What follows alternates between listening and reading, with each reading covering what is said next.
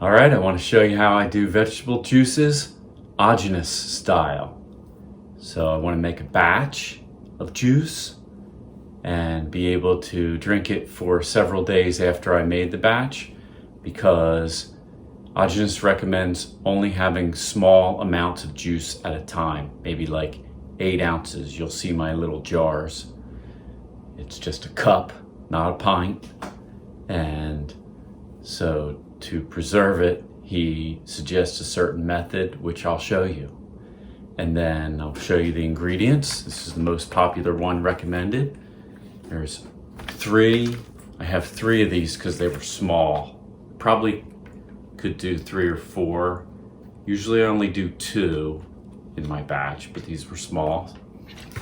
And then I have parsley.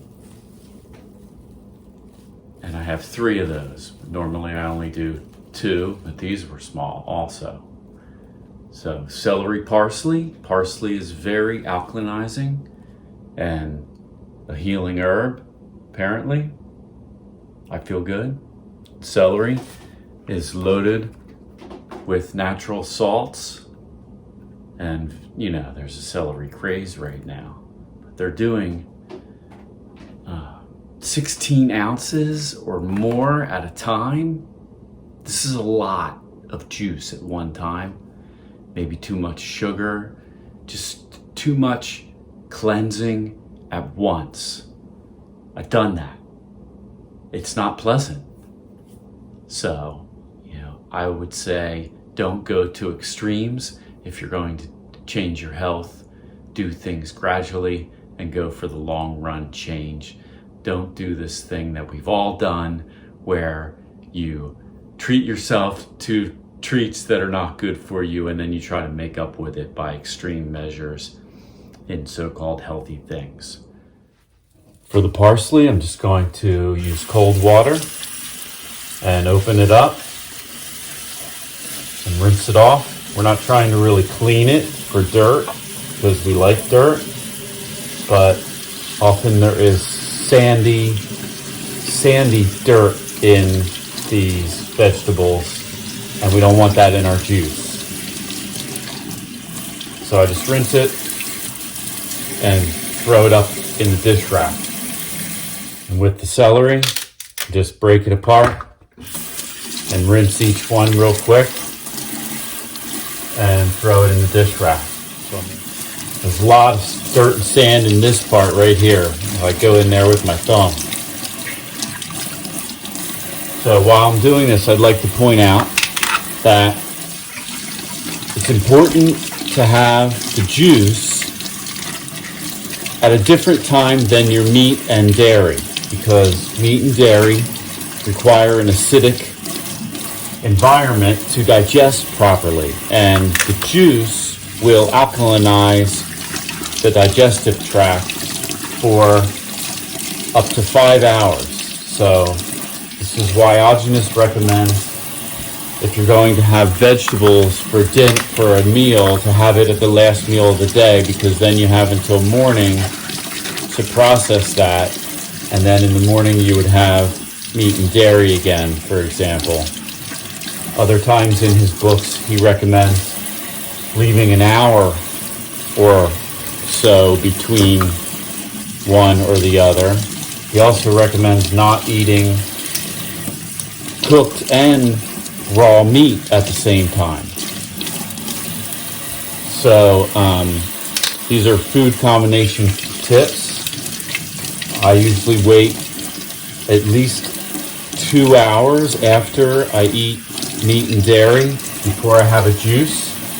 Lots of times I'll have my juice in the morning, and then I'll wait an hour or 2 after that before I have a meal. I don't do it perfectly every time, wait 5 hours after juice, because juice processes pretty quickly.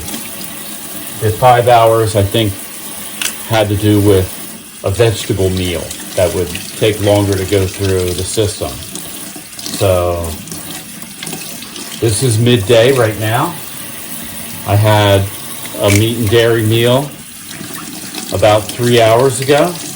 I'm going to rinse this, and then I'm going to wait a little bit for it to dry just a little bit. You don't have to do that, but I just am going to go to the park with my dog and get out my juicers and everything, and it'll be a couple minutes and I'll be back. I'm back from the park. Got all my veggies here. They dried out a little bit. Over here, I've got my juicer and the blender set up with my raw unheated honey and some containers. Here we go. Put some celery and then parsley and back and forth. Celery, parsley, and it goes through better. Smells really good.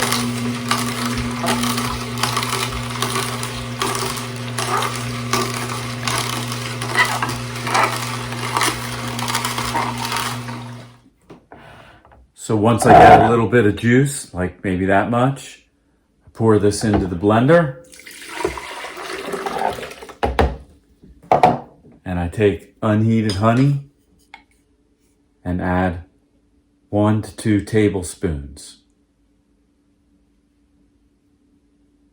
And the reason for that, according to Aajonus, is it will preserve the vitamins in the juice for up to 3 days or something like that. So that's about 1. I'm just going to do a little bit more. And then I try to get it off the spoon here a little bit.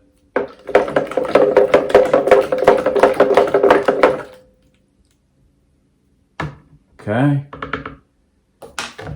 And then put it on the blender for only like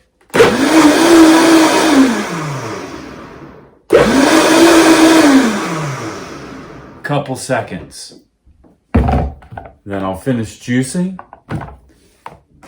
So now I got all the juice in the blender. I'm not going to put it on the blender again. I'm just going to stir it with this. The only reason we put it on the blender in the beginning was to mix in the honey. And now that the honey's pretty much mixed, I'm just stirring this up right before I pour it into the jars.